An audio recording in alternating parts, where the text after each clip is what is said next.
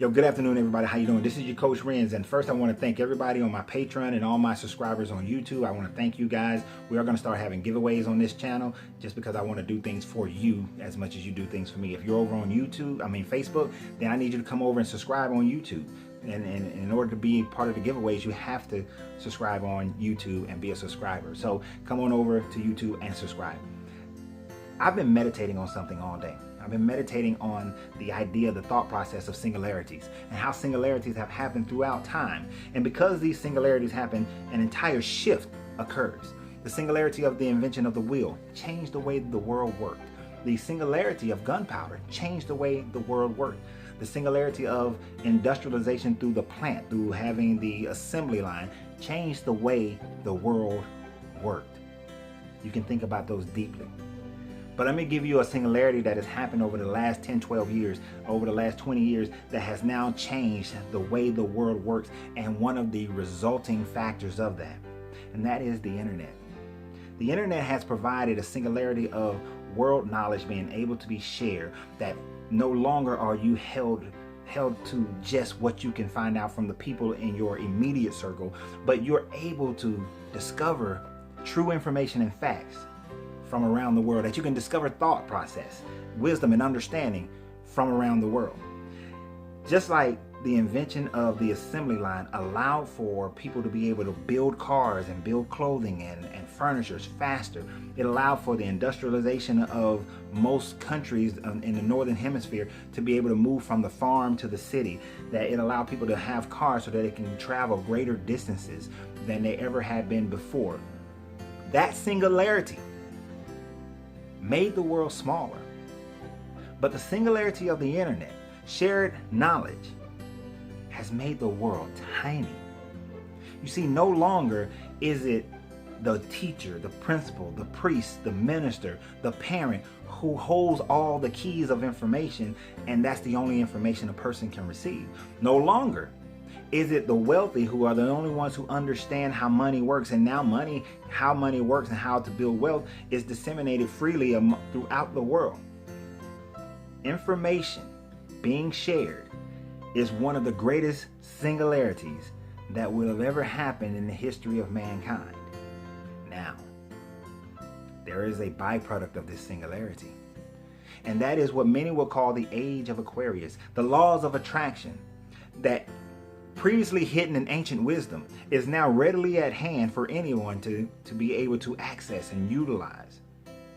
If you were to think about it just for a minute, when it came down to religion, the only thing that you knew was what was taught in your small community, what was taught maybe in your city or in your state, maybe only what was taught in your country. And then depending upon what area of your country you were in, certain things were taught there that wasn't taught somewhere else. Now, anyone can learn about Islam, anyone can learn about Christianity, anyone can learn about Buddhism, anyone can learn about the Tao, anyone can learn about the Hermetics, anyone can learn about Qi, anyone can learn about chakras, anyone can learn about Hinduism, anyone can learn about anything and compare them and share them. And that's the singularity I want to talk about. Because I want you to be able to understand this singularity to the point where it allows you to be able to manifest in your life what it is that you desire. For you to grow in wisdom. For you to be able to compare and understand that each book tells you exactly the same thing. That this wisdom is ancient and is no longer hidden for just those in academia, nor is it just wisdom that is held for the wealthy and the rich. We question all the time, how is it that certain people are able to manifest certain things in their lives? Whether they are good or bad, whether they believe in my religion or not, whether they're from my country or not. How is it that these people are able to manifest in their lives what they so choose? And I'm going to give you that information, how it's done. But before I go there, let me give you some key points. Let me give you some background, something to fortify your mindset. Because many people are stuck into a conundrum where they have to have it from some sort of a holy book or wisdom or something that came ancient before them. We're stuck like Romans who are always looking for something of antiquity. That the only way they can give credit to something is if it has antiquity. So let's have a little antiquity, if you will. I can go through all the 7 Hermetic laws, but we do know that The Hermetic law of mentalism says that you have to conceive an item in your brain, that's concept in your brain, whatever it is you want to manifest, you first have to have the thought of it. Having that thought of it allows for its beginnings of its manifestation. But the biggest key is understanding the law of gender, that in everything that manifests, everything that is birthed, everything that is created, it has male and female energy. It has male and female counterparts, that the male and female represent and symbolizes certain things inside you. Some of you may call this the twin flame. You need male and female in order to come together. The two serpents coming up the caduceus, one representing the male, one representing the female, to come to the crown, come to the third eye, and then to the crown. You may recognize it in your Bible, in the Vedics, in the Bhagavad Gita, in the Taoism. You'll find it in each one of your books where it says something to the effect of when two or more come together.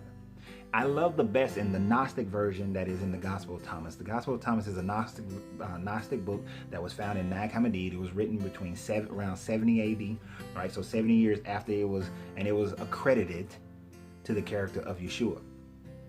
And in 48, I'm loosely saying it, so go read it for yourself. But in 48, it says something to the effect of that when the two come together and agree in the house. Now, the two representing the male and the female, the two representing the ego and the id, the two representing the two halves of the brain, the two representing the two energies of a person. When the two come together, when the emotions and the mind, when the spirit and the body, when they come together in agreement in the house representing the temple being you, the temple of your mind. When they come together, when you're not just making a decision that's solely based on emotion, you're not just making a decision that's solely based on intellect, when you're not manifesting solely based on what you think and knowledge, when you're not solely manifesting based on some energy of belief of spirit, when you look at it from both the male, which provides the information, and the female, which provides the nurturing. If you look at the sperm and the egg, when you look at it as the sperm holding the input and the egg being the CPU, being the processing, and they come together to birth the child, your manifestations, your ideas, your concepts, your thoughts are the same way.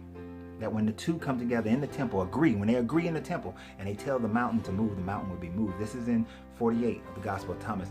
Earlier in the Gospel of Thomas, it says very similar, the same thing, that when two come together in agreement, that they would tell the mountain to move away and the mountain will move away. You find this also in your Bible. You find this in the Tao. You find this in the Vedas. You find this everywhere, in every book, in every wisdom. No matter where you come from, whatever society you look at, no matter what time frame you want to start at, it is wisdom that has been pushed and taught through all civilizations. But in the past, only of those who attended the Pythagorean schools would learn that information. Only those who were members of families like the Rothschilds would learn that information. Only those who were permitted to come to the schools of Akhenaten were allowed that information. The ones who were elected to come and join the monks at the tops of certain mountains or certain monasteries would learn that information. Only behind closed doors were those types of information, that type of training being done. But now we've had the singularity of the internet, the singularity of world knowledge, of world information, of the fact that everybody can study everything and anything, the opportunity to be able to know. But now by knowing, you can embody it. Now by knowing it, you can embody it. Now you can look at information and see that all teachings have been taught, all wisdom has been taught. Solomon said that there's no wisdom, there's nothing new under the sun, and that is true. That is a true statement of wisdom. I'm not validating the character, but I'm saying it's a true statement of wisdom, that there is nothing new under the sun, that all information has already been known, taught, thought about, that there is no secrets out there, but it has just been held as a secret. But as we enter this age of Aquarius, as we enter a golden age of consciousness, now that information is being readily available for anyone to study, for anyone to come to an understanding of, for anyone to be able to utilize. And that information is valid for you. It's valid for you. All you have to do is take advantage of it. So how do we take advantage of that information? How do we manifest something by using this information? How do I get my twin flame, my internal twin flame, my God and Goddess to come together? Is it not written that ye are gods? How do I get that understanding and get that to come together, to come into one union? How do I get there. Because it seems like every time I try to manifest something, it doesn't work out. How do I get there? You have to get there, and the words have already been told to you.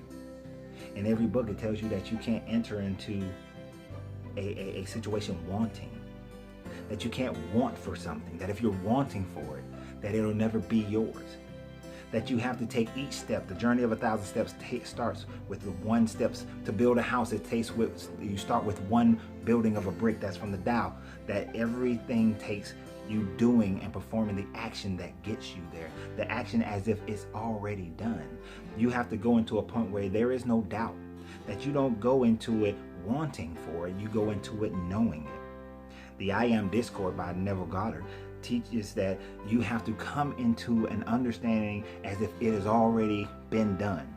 There was a video, and I'm not sure if I'll be able to find it for this, but there was a video of a woman in a Chi hospital where she is cured immediately of cancer. Now these people worked and got themselves ready for weeks and weeks and weeks and months to be able to cure this lady of cancer. So it's not like a walk in and you just get it done. It is something that they had to prepare for. They had to train for. They had to get themselves there. And they had to get their mindset into the idea that they're in the presence of a woman who is healthy. You see, when they were chanting the first chant, that loosely translates into already done. When they get excited in the chant, if you find it, when they get excited in the chant, they're saying now. They're not saying we want this lady to be healed. We desire for this lady to be healed. We hope and beg and plead for this lady to be healed. No, everyone in there saw this woman as already healed. If you see yourself as sick, then you'll always be sick. If you see yourself as suffering, then you'll always be suffering.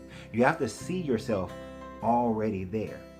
If you're Christian, your book tells you to do it with no doubt. That if you have faith the size of a mustard seed and have no doubt, then you would tell the mountain to move and the mountain will be moved. That is good wisdom. Whether you are a Christian or not, that is good wisdom, just plain good wisdom. Because if you walk into, ask any fighter, no fighter who is a champion walks into the ring believing that they have a chance of losing. No fighter believes that no champion ever believes that they have a chance of losing. No, that doesn't happen at the Super Bowl. The team that has the most doubt, the team that has doubt is the one that will lose. But a team that walks in confidence, believing that they have already won, that is already, the victory is already theirs. In the 1980 Winter Olympics, when the American team, who was not even supposed to beat the Canadians, made it to the finals against the Russian, and all they had been doing is practicing the basics, their coach just told them that he convinced them that they had already won. He convinced them that they had already prepared in their mindset, that this victory was already theirs. That all they did was practice the basics. They practiced the basics. They got their basics down. They did exactly the minimum amount of what was needed in order to make sure they knew this is how you score. This is how you pass. This is how you check someone. This is how.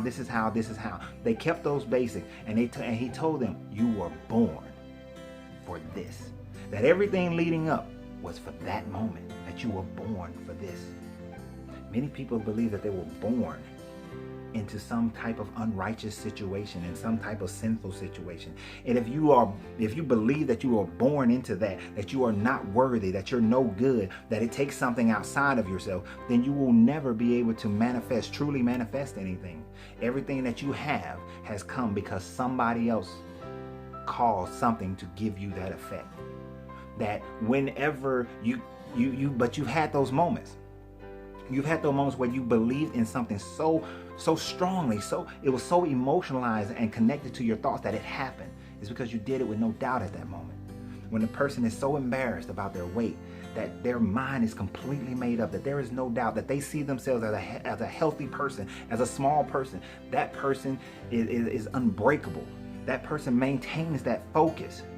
And that's how you get there. That's how you manifest it, is you have to believe it to the extent that you know there can be no other outcome but this outcome.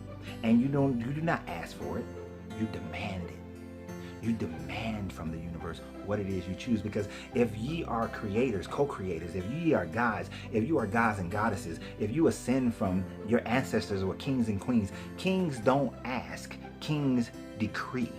Queens don't ask, queens demand. If your ancestors were kings and queens, then why are you begging? Why are you asking? Why are you hoping that somebody would change the laws for you, that someone would be nice to you, that someone will come to you and do it in such a way that's benefiting to you, when you have all power in your hand to do it? And the other thing, take away your judgment. Some people question, how is it that a Buddhist can ask for wealth and receive it? A Hindu can ask for wealth and receive it. A Christian can ask for wealth and receive it. A Jew can ask for wealth and receive it. A Muslim can ask for wealth and receive it. How is it that they can receive it? And then here's the thing. All of them could be people who run businesses. All of them could be people who run other people out of business. And some people will say that's a bad thing. Walmart, the owner of Walmart, Sam Walton, devout Christian, ran many people out of business over and over again. The Saudis, devout Muslim, took over the oil industry. In India, there are many Hindus who are in technology who are sweeping the industry. Many Taoists and Buddhists who are sweeping the tech and medical industries around the world, becoming wealthy. There are people in Nigeria who participate in ancestry worship who are incredibly wealthy, who have ran other people out of business. Many of you who don't have will say that they're evil, that they're bad, they did bad things, that they had to do something bad. You put a judgment on it, while these people never put a judgment on it. They never put a judgment on what, am I doing something that's bad, am I doing something that's good? True, are some people just go out to destroy other people? Sure. But for the most part, they just went out to achieve what it is that they wanted. They went out to have what it is that they demanded the universe give to them. They went out with no judgment, not concerned about, does this person think what I'm doing is good? Does this person think what I'm doing is bad? I've seen people lose their business, lose their opportunity because they were too concerned about the comments of other people. Is my fellow church members going to think that I'm a good person or a bad person? Is my fellow people at the mosque going to think I'm a good person or a bad person? Will my family members think I'm a good person or a bad person? How do I feel? Has society deemed that this is a good thing or a bad thing? And they focus in on some level of morality that has no place. It has no place. If you read certain scriptures, a person who is poor is a bad person. Think about the story of the talents. The one who hid the talent and did not make money. The two that made money with the talents, they were praised. The one that hid it, he was called slothful and lazy because he didn't turn that money into more money. He didn't send it out to go and create more wealth. And did the owner give the money to the guy in the middle? The one who struggled a little bit? No, he gave it to the one who did the best with it, who made the most out of it. Not the one who did kind of okay, but the one who did the most. And it says, and it says, if you keep reading that, it says that something to the effect that to those who don't do much, it will be taken from them and given to those who do.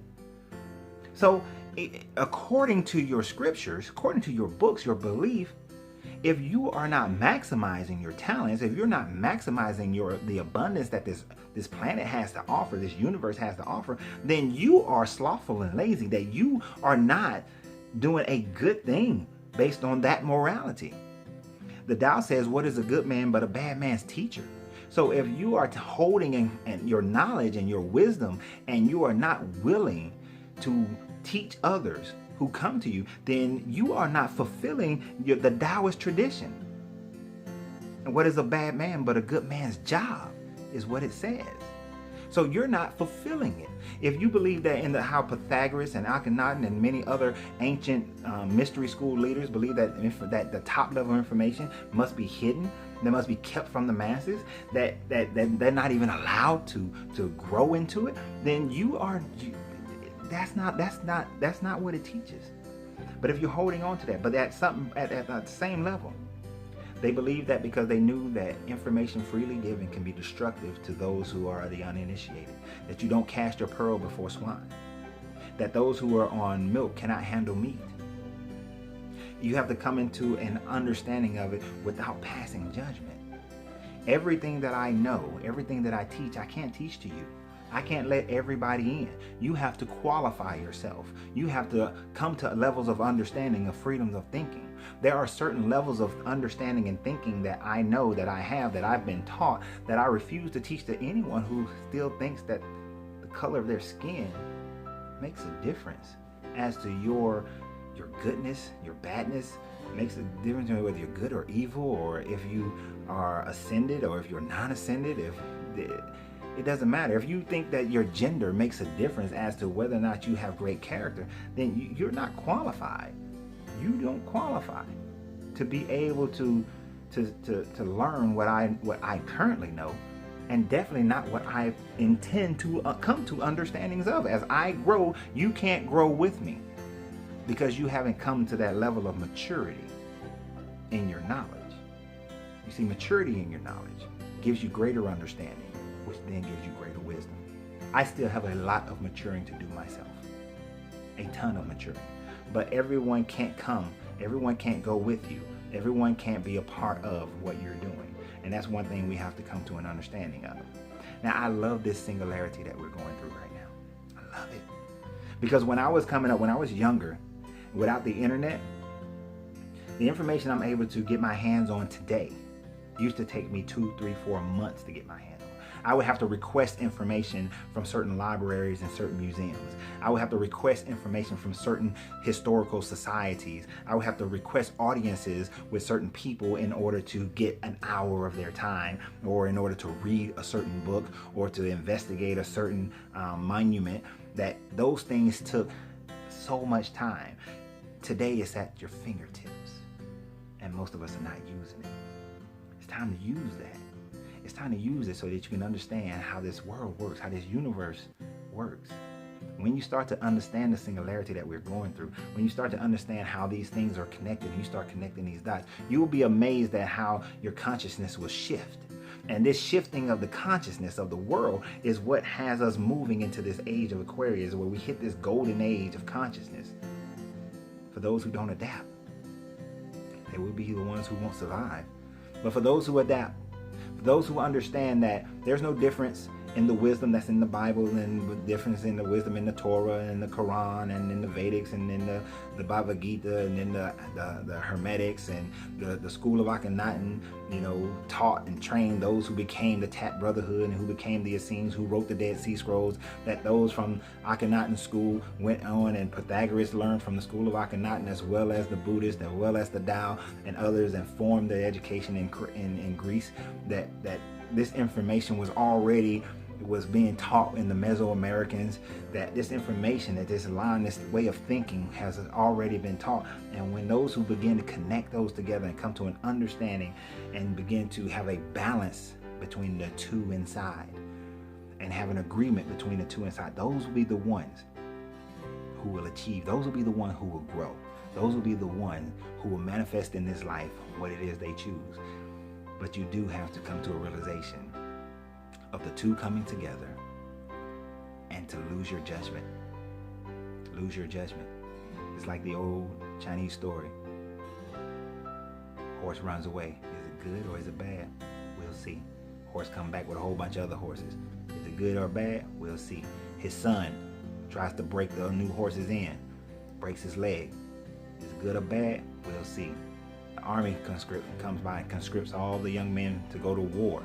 Is it good or bad? We'll see. We'll see is the approach to manifesting. We'll see. Don't put a good, don't put a bad on it. We'll see. What you do with it in your wisdom and your understanding, with your knowledge, will determine whether it's good or bad. And some people will say it's good, some people will say it's bad. No matter what you do, there will always be critics, and there will always be those who celebrate you. So don't worry about it. Don't worry, don't care. Let your twin flame come together. Let the two serpents come together. This has been Coach Renz. I want to thank you guys for being here. I know this video was a lot longer than I anticipated, but I thank you, and I thank you. Please subscribe, and remember to free yourself to be yourself, because your greatness is non-negotiable.